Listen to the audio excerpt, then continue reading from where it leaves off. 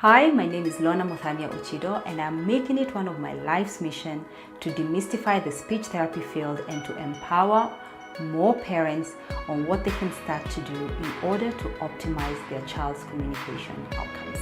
So whether you want your child to talk more or talk better, learn better, and overall optimize their potential. So stay tuned and feel free to send in any topics on speech and language development you'd like for me to tackle. Hi and welcome to my channel. My name is Lorna Muthamia Ochido. If this is the first time here, karibu sana. Karibu sana. Yes. Have you checked out the other videos in this series? I have many more. I somehow, like on your phone, you only get 4, but there are over 40 videos. So please just go knock yourself out. You are in good company if you're here for information on how to grow your child's language and how to avoid common pitfalls. For once, a word didn't fail me. I thought I was going to go so it didn't fail me. Anyway, so welcome. Today's video, sorry, I always start with a bit of a digression. So today's video is, one day I'm actually going to forget what the video is about. This will be very embarrassing. Maybe today's the day. Yeah, no. Well, so today's video is on some of the activities or just ideas of things that you can do if you have decided to limit screen time for your child, your toddler, your older child. And we've been getting so many queries about, so you have gone on Caroline Mutoko's show and you've told us that screen times are detrimental, which they are. You have gone, you're just all over, town talking about how screen times are detrimental. Yet there are parents who feel like my child is learning plenty from being on YouTube. So I know I have burst bubbles, but it is for the good of your child. So, and I know parents are stuck on, so what do we do now that the TV is off and the TV was such a brilliant babysitter? So hopefully today's video, you get to walk away. If you're standing up, that is, if you're lying down, well, you just get to word finding difficulty, guys. So you get to at least leave with some ideas on some things that you can do. So today I'll talk about 4. The first thing is talk to your child. Simple. You just need to talk to your child like they are a little friend of yours. Back and forth with them. Don't just, sometimes, I do that in my house. I'm always just reprimanding somebody. I'm telling off somebody. I'm raising my voice. But you can just have a chat. You can come back home and say, well, I had such a brilliant day. How was your day today? And even if it's a 2-year-old that's not talking, you just say, and give them a full-blown conversation about how your day was and just have a chat. Acknowledge them like they are your friend, this friend in a small package. And talk to them, tell them what they can expect on a car ride that you're going to go with them. So, we're going to see this, we're going to see that. When you go to the supermarket, you're going to help mommy. I want to get some Weetabix, I want to get some milk. You're going to get your trolley. And these are the things, make it fun for them. You can even print a shopping list for them and put the cutouts of the actual things so that it's really fun for them. Let them pick. It's just there are so many conversational opportunities and interaction opportunities if the screens are off. You find that they'll come there. They've made a mess. Yes, you are going to pull your hairs out, but it's also an opportunity for you to talk to them and engage with them. So they've made a mess instead of just saying, why did you do that? You can just go, okay, so you've made this wonderful mess here. You have to help me clean it up. Okay, let's go to the kitchen. Let's fill the water, the bucket with water. Let's put some soap. Let's put a mop. Oh, you are going to help me, okay? So you're talk to your child. That's the point, really. Talk to your child. So many opportunities to talk to your child.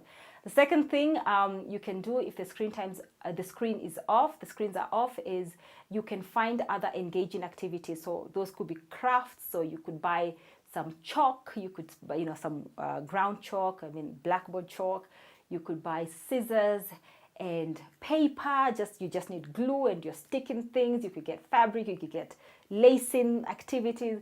So many things that you can actually have that now replace or give you ideas on some things that you can do with your child. They all require supervision. You can't just walk away, leave your child with scissors and they're cutting. You need to be there, or somebody else needs to be there engaging your child with that. Some other things that you can do with your child is you can have plenty more outdoor time. So a lot of kids are very outdoorsy. They like to be out there. And if your child isn't outdoorsy because they were a screen worm, you can now, help them discover the joys of being outside and some things that they can do outside, like kick a ball. You can pick up sticks, you can throw stones. If you live where there are animals, you can feed the chicken, you can feed the bat. What's a bat? Why did I say bat? Did I mean to say batter? I don't know. I meant duck. Actually, in my head, I thought I said ducks. So you can feed the ducks, guys. You can feed the ducks, yeah? Get corn, and you're talking about it. Okay, let's give the chicken some corn or some maize. So again, lots of talking, yeah? You can also read to your child, or just have them read books that they cannot destroy. I am averse to children destroying books. Like, I am really averse to children destroying books. I just feel like if a child destroys books, you just haven't taught them how to care for that book. And if they're going to destroy that book, it just means they'll destroy other things as well. So teach them. It's an opportunity. If you've not been buying books because your child destroys all books in sight, like, now start to teach them. Or buy books that are actually age appropriate. So if your child is little, 2 years, get some hardy books. If you also don't know how to read to your child, there's a video that I'm going to pop here that just gives you a little demo of what you can do and the kinds of books to buy. Very important. The kinds of book to buy are related. I mean, there's direct correlation with how many words or how quickly they grow words or not. Yeah. So don't just buy colors and first word books, but those videos, just check them out and you'll learn more about it. What else can you do with your child? Well, so I talked about crafts, outdoor time. You can also play with your child, not just buy them toys. I know a lot of homes where there's just toys that are bought and then the child just plays by themselves. And I mean, I know we were not played with, like, I wasn't, like, my parents were not, like, down and we were doing, like, cooking together, but that's what you need to do. I mean, back then when I was growing up, my parents didn't need to do that because I had siblings. We had a lot of outdoor time. We had other children that could model play to us. But today, like, particularly if you're in a home or an environment where your child doesn't have access to very many other children, you need to actually teach your child to play. I see children who come into the clinic who actually have very rigid play skills. They don't know how to play. They will hold on to a toy and work while they're holding on to a toy, or they will not allow me to engage them. And really, those are hallmarks of a language delay or rigidity or pervasive developmental disorder. So you really must teach your child how to play, teach them how to make their play flexible, give them more play ideas, because your child doesn't have play ideas, particularly if they don't have other children that they're mirroring. And last but not least, talk to your child. So I can't say that enough, guys. You need to talk to your child. I like this phrase. I coined it actually myself, that if you're not going to bed with a headache from how much you have talked to your child that day, then you haven't done enough. And I really mean it, guys. You just have to find opportunities. Move out, out of your own way. If you're really tired and you're thinking, oh goodness, but just do it. It will just form a very good foundation for your child's language skills, and not just language skills, but everything else thereafter. So there you have it, guys. I hope this video gives the parents that have decided to limit screen times ideas on some things that they can start to do with their children. If you like the videos, I don't know, if you liked my orange dress, just can